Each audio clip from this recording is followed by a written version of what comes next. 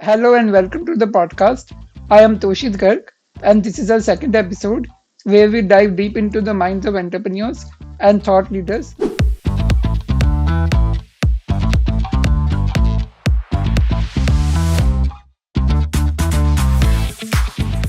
Today we have an incredible guest with us, David Lovejoy. David is a renowned expert in supercharging business owners through peer groups, accelerators, and courses. He also produces several podcasts focused on entrepreneurship, AI, and life. David, thank you so much for joining us today. Let's start by getting to know you a bit better. Can you share your journey into entrepreneurship and what inspired you to focus on supercharging business owners? Well, for me, I believe it starts in tourism in Japan about 10 years ago. I was a small group tour leader that's leading 14 people around the country for 2 weeks at a time. And I'd lead several of those tours throughout the year, every year. And many of my clients were CEOs or business owners of their own, and they're from different industries, different regions. And we'd travel together and have long discussions over train rides or dinner. And I started to pick their brain a bit and learn about what they did. And then I saw some of the interesting conversations that they were having, we all were having, using our different perspectives to create a sum that was greater than the whole of our parts. And there was something to that that allowed us all to grow more quickly. And it helped me create my tours much faster. And I developed a few new products, thinking entrepreneurially within the tourism space. When the pandemic happened, I pivoted to business school and pursued an MBA where I focused largely on entrepreneurship and taking global courses, courses at different schools around the world. And after graduation, I started my media company, championing entrepreneurship, as you alluded to, interviewing thought leaders around the world on the topic. And that's pretty much what brought us here, I think. What key experiences led you to create these peer groups and accelerators? What key experiences led to me creating the peer group and accelerators? Yeah, Regarding the accelerators, I believe it was a continuation of what I answered before, but the peer group started, I believe, a couple years back. I had a mentor. Actually, to be perfectly honest, I didn't know what a peer group was 2 or 3 years ago. And I knew what the word peer meant. I knew what the word group meant, but I didn't know what peer group meant. And a mentor mentioned it to me, and it seemed like kind of a secret society almost. You have like 8 to 12 people who are your peers, and you have confidential conversations that maybe you can't have or don't have with anyone else. That could be work colleagues or even family members. And the personal and the professional certainly intersects in entrepreneurship, so you might have some candid discussions there. And that helps you maybe sidestep blind spots, problem solve, seize opportunities, etc. And some of the big peer groups might be like YPO or EO or Tiger 21 or Vistage or something like that. And each of those are global in terms of they have chapters all around the world, but they are local in terms of the group. So it's usually people in the same city or region. I don't know, maybe it's my tourism background, my own kind of nomadic experience, but I wanted to create a peer group that was truly global, where you're on the call like you and me now, maybe with yeah. someone from London and Sydney and Hong Kong and Tokyo, etc. And you're all talking about what's like on the ground in your industries and brainstorming real time, sidestepping the commute and maybe distilling down the value delivery significantly, and then having an optional summit annually somewhere in the world. And so that's what I'm leading with. And but I, as you probably you are as well, I'm speaking with people all over the place, and I've spoken with members and chairs at all of these peer groups, and kind of over the last year, just kind of checked like, is this the craziest idea you ever heard of? And they were all really interested, and actually most of them said they'd love to be a part of it. So that kind of validated my thought process there, and so I'm looking forward to building this. That's really a unique way of having a peer group. Like it does not work like this usually, as far as I have seen. So, any success story where your Right. program made a significant impact? Yeah. Well, with the accelerators, we've launched 3 accelerators so far. And we have clients in Stockholm, Mexico City, and a partnership that's Hawaii and Australia. And each of them has been thrilled with The program, they've said it's the best or one of the best programs they've ever been a part of, and they've taken many other coaching programs and courses. They're in different industries too, if I didn't already mention. And so it's really great to see their growth. I can give you some metrics. So one client was going from being a high-performing freelancer to being a high-performing small business. And there's a bit of a transition there with management, leadership, Yeah, bringing like onboarding staff. And he also, at the same time, not to complicate things, wanted to decrease his work hours because he wanted to spend more time with his family, have more of a work-life balance. And he was working around 70 hours a week and earning low six figures when he started the program. And the program is 12 weeks long. And by the end of the program, by the way, his goal at the end of the year was to reach seven figures. And by the end of the program, he was a third of the way to reaching that goal, that financial goal, and he had already met his work-life balance goal. So he shed 30 hours off his week. So he's working 40 hours a week so he can spend more time with his family. So that was a real success for both of us, and we're happy with that result. yeah. Also, you feel very happy when others get results because of you. Yeah, kind of the purpose of life is other Yeah, people. And there's only one Toshet, there's only one David. So yeah. just finding your unique abilities and Mhm. applying it and being of purpose, really.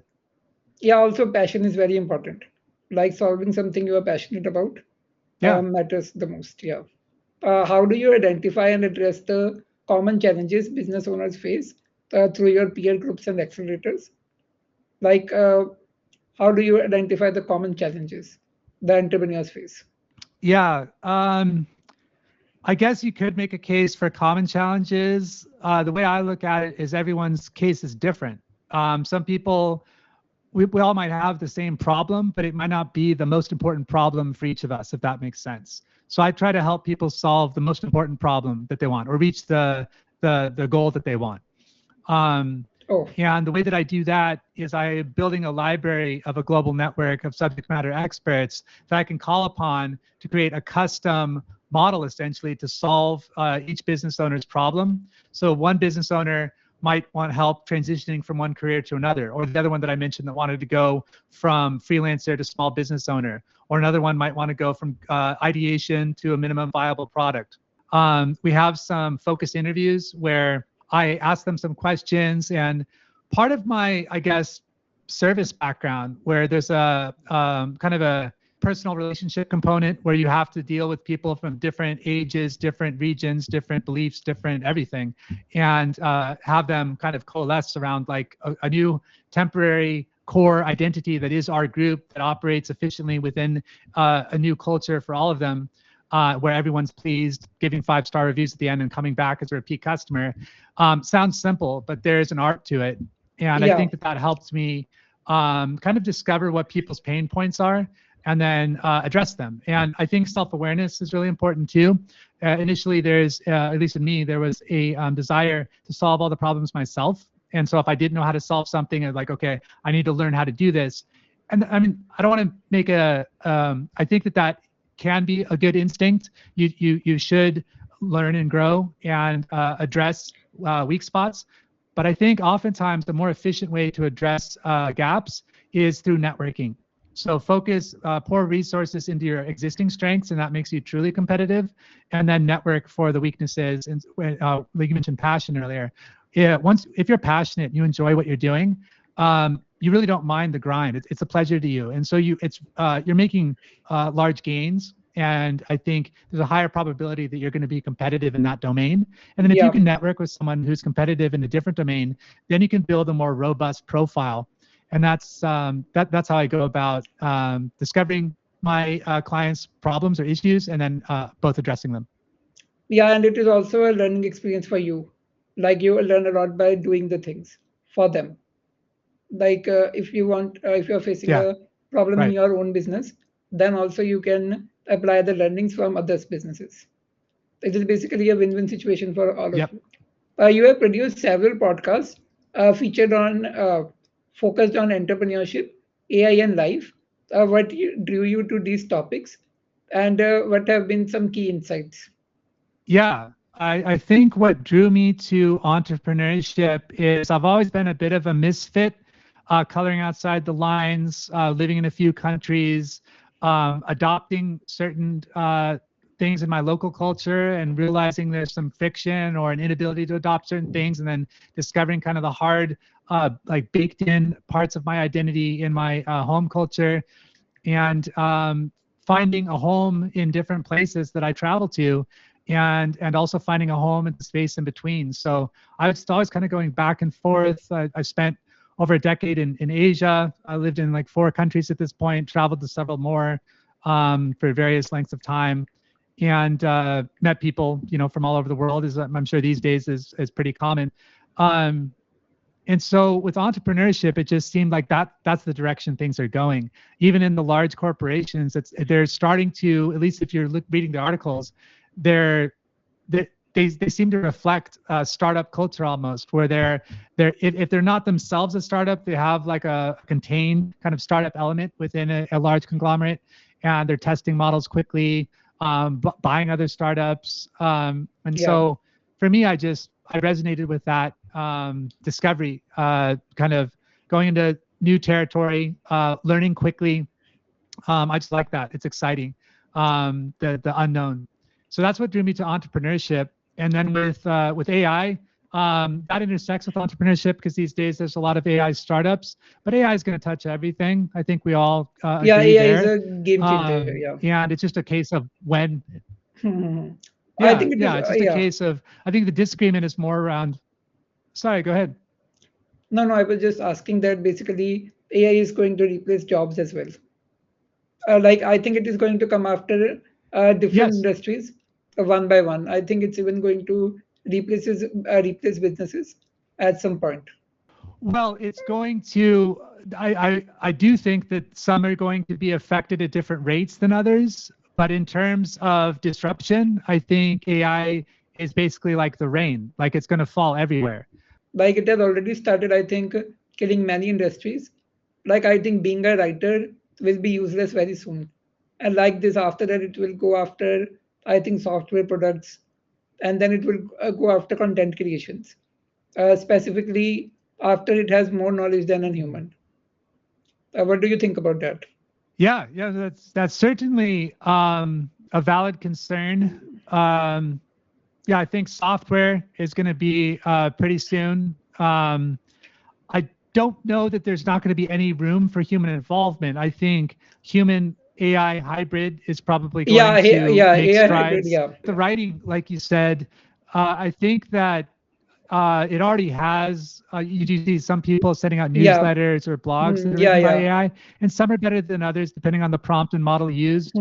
Yes. But I still feel that like a highly skilled human writer is going to have a place. And even If, if you think of like a score system, even if AI is going to have a perfect score with writing, I still think as human beings, we care about human beings. If you look at movies, we relate more to the flawed hero rather than the perfect hero, because it's more organic, it's more real, it's more who we are.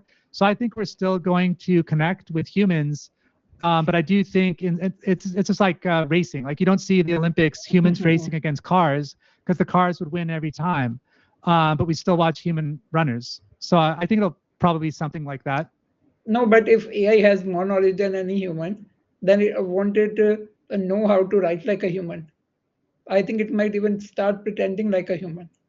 It's okay, of course we're getting into the hypothetical here. It's hard to see, but if you're Yeah, saying more knowledge than any human, in some sense, it kind of already does if it has the internet at its fingertips. Um, but I see your point. However, I think it's on a separate path. So it's like it doesn't know, it's trained on what we thought yesterday. It's not trained on what we're thinking right now. Maybe at some point it will be. And at some yeah, point, maybe it'll start teaching itself where it leaves us in the dust in terms of like cancer research and intergalactic travel or something like that, which would be great. yeah, But I still think humans are going to have a unique organic thought that it's not quite the same as. So I think it's going to be almost like if you're fans of movies in Hollywood, movies in Bollywood, you can watch both. It's not like they're necessarily competing with each other. yeah. And yeah, I think it is also going to replace these movie studios. Like people will just ask the AI to create the movie they want, and it might even start doing that automatically. Like when you turn on the TV, AI will just generate according to your mood.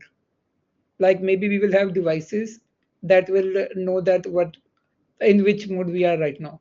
I still think for the great directors and actors and screenplay writers out there, I think there'll still be a place for them. But what happened, I lived long enough to see the transition from the analog to the digital. Oh And wow. I studied film photography in undergrad. So I was in the darkroom for hours playing with light, which is really fascinating and helped me as what made me fall in love with photography. But I saw the writing on the wall that digital photography was coming and everyone would be a photographer. And one of the ways to become a great photographer is practice.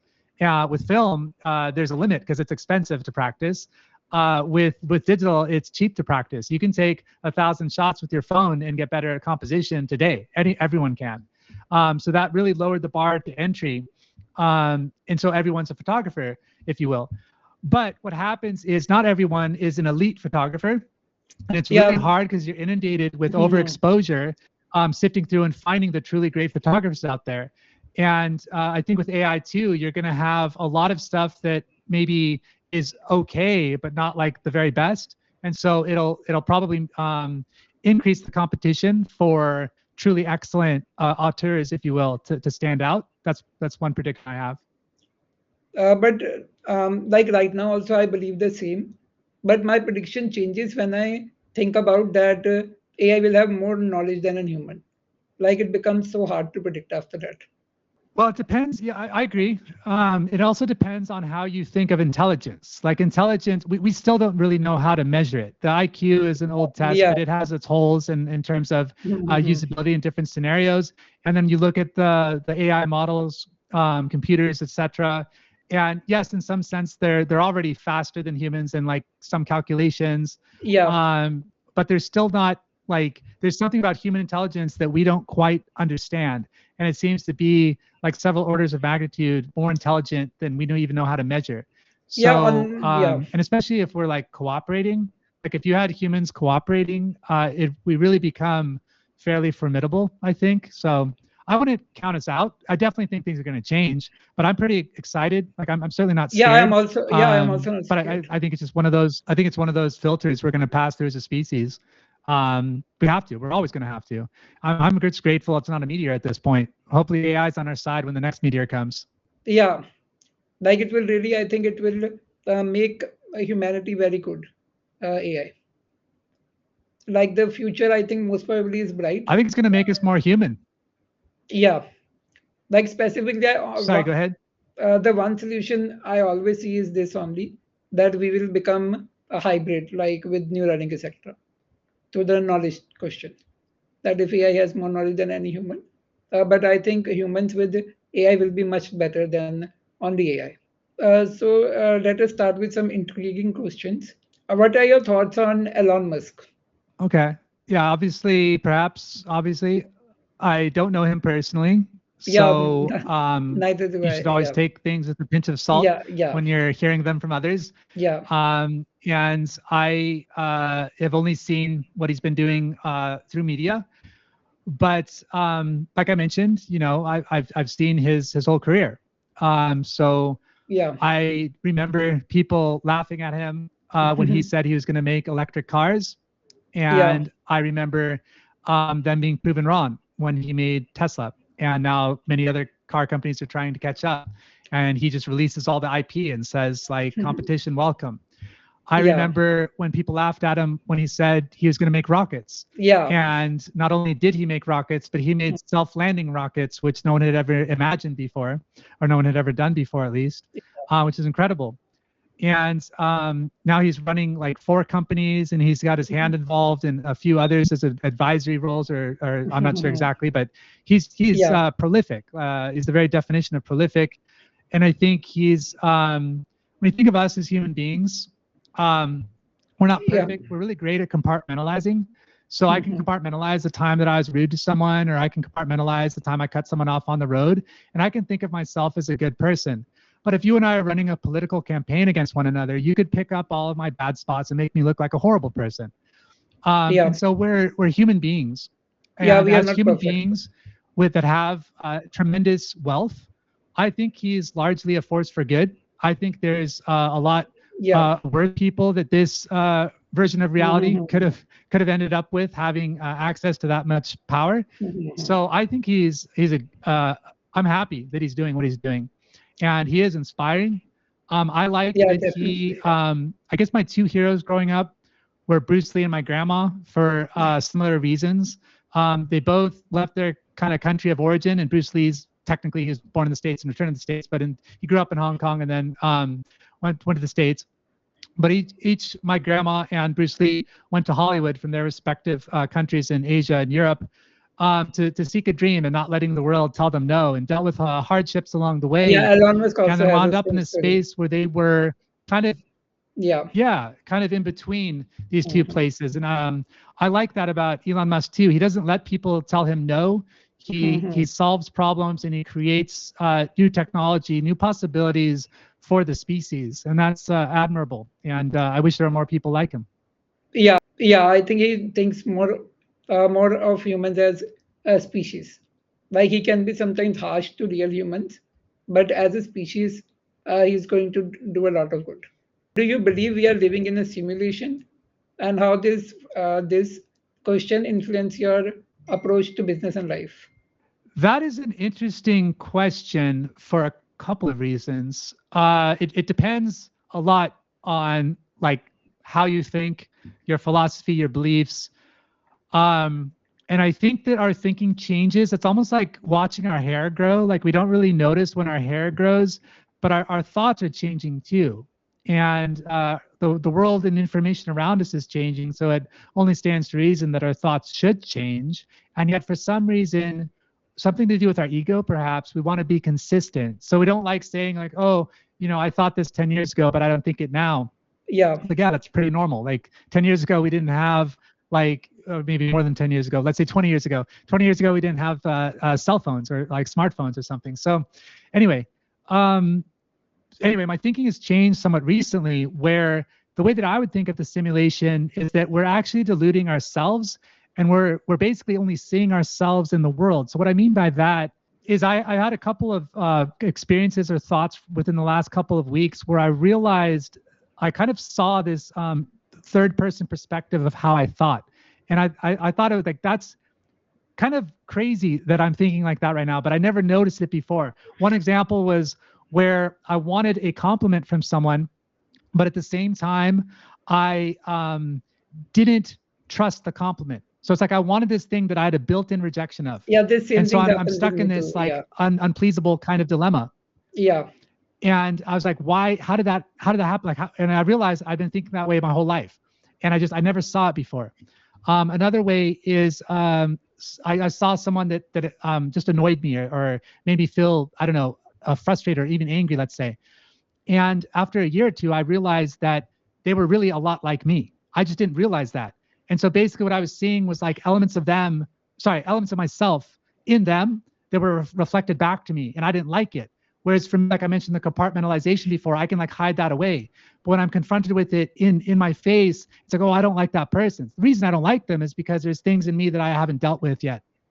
And so I think we kind of yeah. project Basically, ourselves yeah, onto the world, and in that sense, it is a simulation.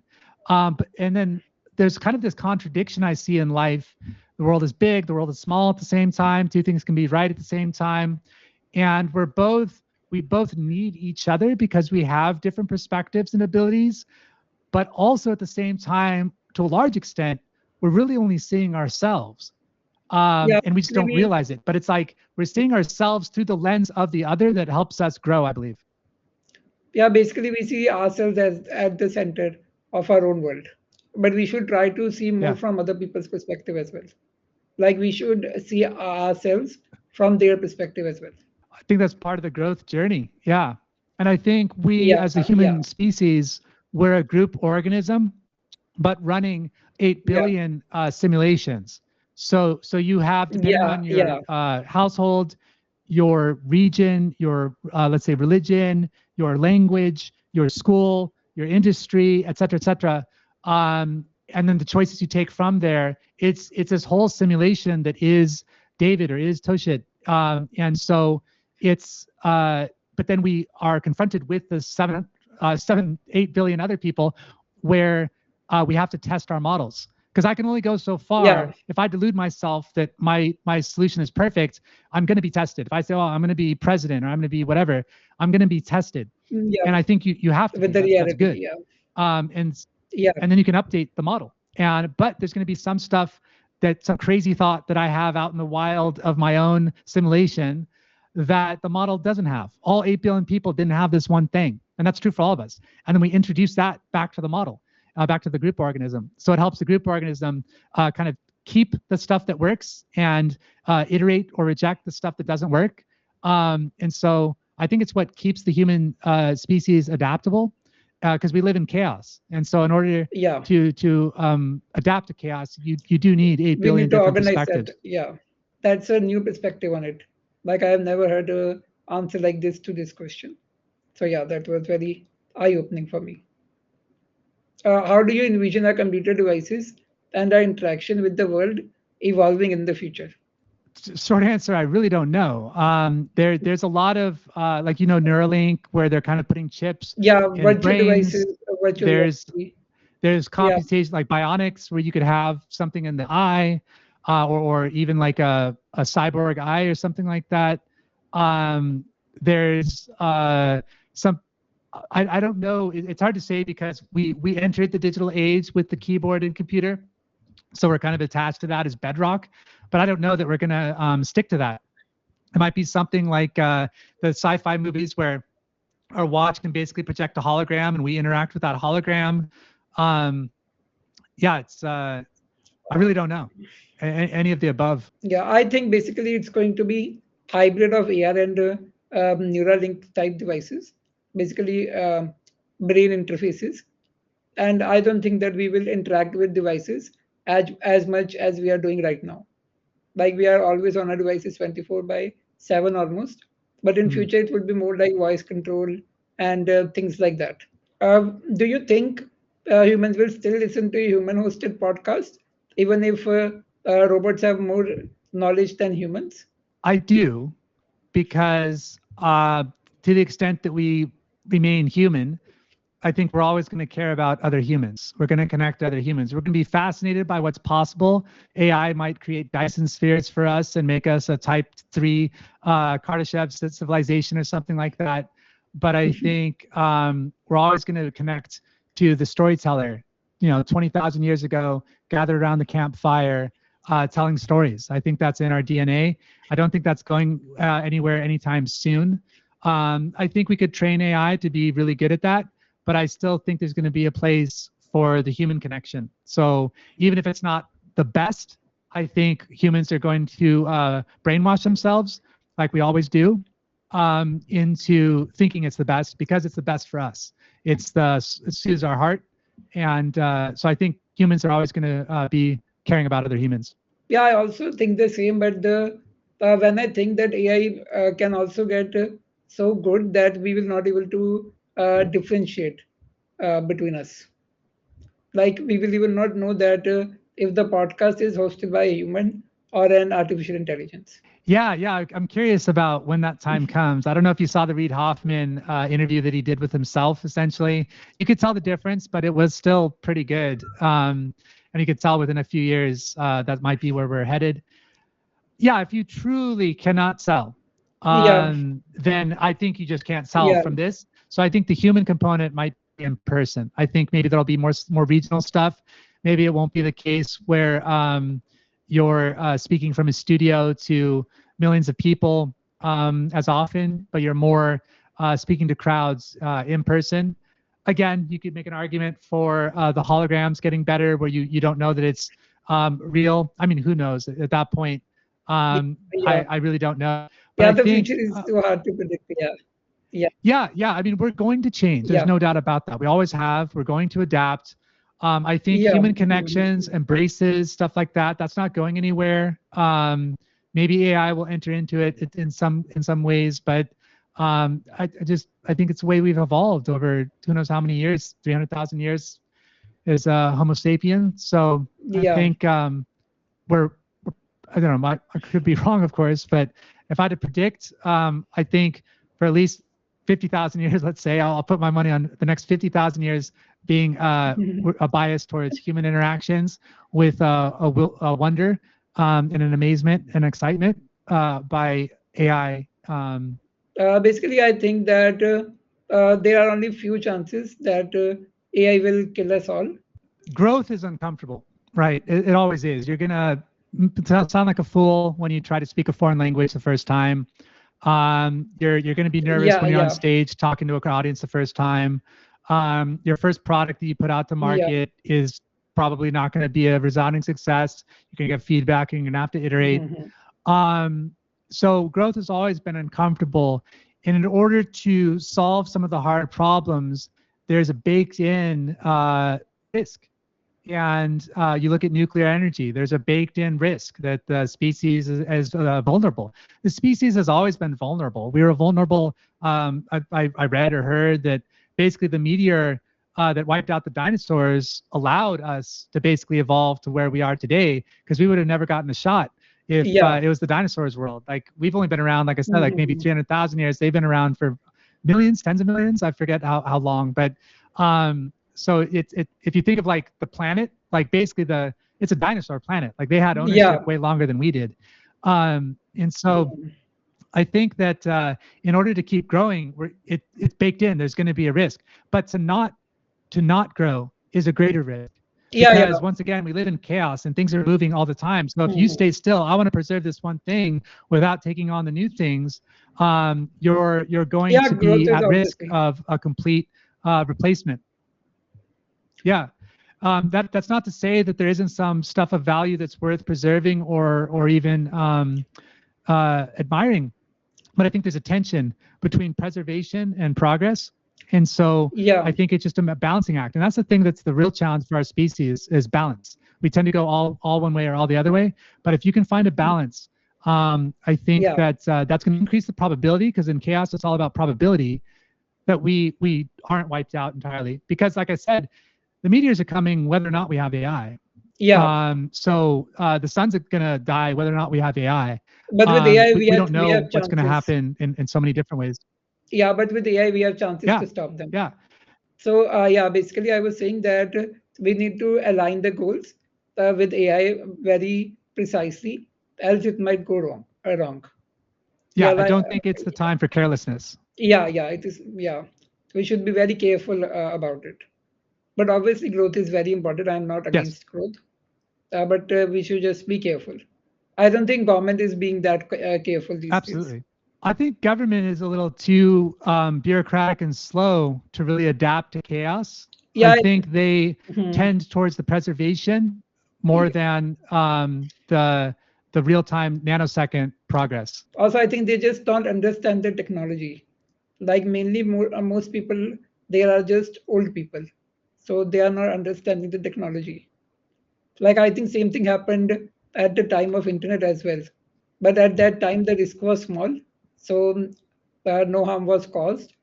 But I think this time if they stay so lenient, it might get out of hand. Yeah, I agree. I think social media was a good litmus test for us, Yeah, as we saw, just like I mentioned, like the projection, we kind of saw how our minds work. We didn't really understand how our minds worked until we saw that. And you're seeing yeah, families believe in completely different realities at the dinner table all of a sudden. It's like, where does this come from? yeah. And so that was a little warning. When you get into AI, it's like several orders of magnitude more risky. Mm-hmm. And so, so yeah, we really need to Align the goals. assume the worst, but build for the Yeah, best. yeah, yeah. And That's I think, or plan for the worst, hope for the best. I think maybe I butchered yeah. that I expression. think And I think it's exciting times. I think we're fortunate to be living through these times. There's unique challenges. There always are. yeah, Uh, but we're basically jumping an S curve as a species, and yeah. this will determine whether or not, you know, we basically make it to a Kardashev type 1 civilization and Yeah, become one of the big players in the cosmos. yeah, that's for certain. Like, I think human species is meant to be like wiped away one day unless we stop it. Like we should try our best to stop it. Well, there's different types of. You mentioned simulation. There's different simulations running right now. Like you and I are talking halfway around the Yeah, world, more or yeah, less real time. yeah, There's some uncontacted tribes living in the Amazon and the Andaman Islands, as you probably know, part of India, and they haven't been like contacted. They have been exposed to the germs that we have. They don't have internet, they don't have smartphones, they don't have yeah. Instagram, etc. They're living in a And different reality. they're us. They're the same genome as us, but they're just Yeah, living a different reality. yeah. So yeah, it's really Maybe we interesting. maybe we don't know that. Maybe we are not alone. Maybe they're on some other planet. There are people like us living a much better life.